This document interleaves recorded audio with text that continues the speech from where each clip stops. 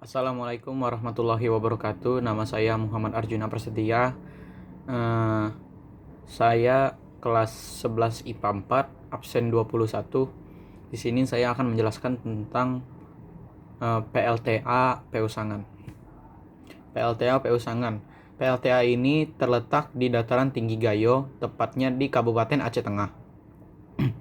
Sebenarnya sudah sejak masa Orde Baru atau sekitar tahun 1990-an, PLTA ini menjadi pembicaraan. Masa itu proyek ini masih dalam tahap pembebasan lahan. Namun perjalanan proyek ini tersendat karena intensitas konflik di Aceh mulai menguat. Dan kondisi keamanan pun semakin tidak pasti. Pada masa kepemimpinan Gubernur Aceh, situasi politik dan keamanan di daerah ini pun masih belum stabil.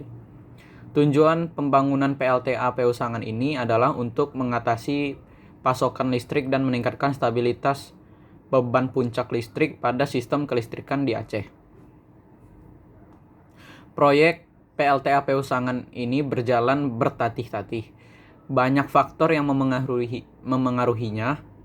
Selain banyaknya konflik, ada faktor bencana alam, gempa, masalah ganti rugi lahan hingga masalah pembiayaan. Masalah-masalah ini juga menjadi penyebab proyek PLTA ini tidak berjalan semestinya. Gempa besar dan tsunami menerjang sebagian kawasan pesisir di Aceh, menimbulkan korban jiwa dan harta yang cukup besar. Kondisi itu menjadi titik balik bagi masyarakat Aceh dan pemerintah untuk memperbaiki tatanan kehidupannya, termasuk untuk menciptakan hidup lebih aman dan saling mendukung. Proyek PLTA Peusangan 1 dan 2 kemudian mulai dilaksanakan pada Mei 2011. Presiden Republik Indonesia pada saat itu, yaitu Susilo Bambang Yudhoyono, menandai pelaksanaan proyek ini dalam suatu acara peresmian pembangunannya kembali. Rintangan-rintangan pelaksanaan pembangunan PLTA ini tetap menghadang. Di antaranya persoalan ganti rugi lahan, meski pada masa sebelumnya persoalan ganti rugi ini sebenarnya telah selesai. Beberapa tahun kemudian, proyek ini lagi-lagi menghadapi tantangan berat dengan adanya bencana alam gempa yang melanda Aceh Tengah dan benar meriah. Proyek PLTA ini terdiri dari sebuah bendungan pengatur dan dua pusat pembangkit, yaitu PLTA 1 dan PLTA 2, dengan tipe kaskade yang dibangun pada hulu sungai Peusangan.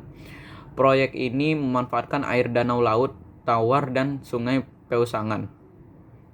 Memang bila melihatnya dari atas permukaan, dalam kurung di atas tanah, aktivitas dan progres pembangunan PLTA ini memang di luar perkiraan, hampir seperti tidak ada aktivitas fisik.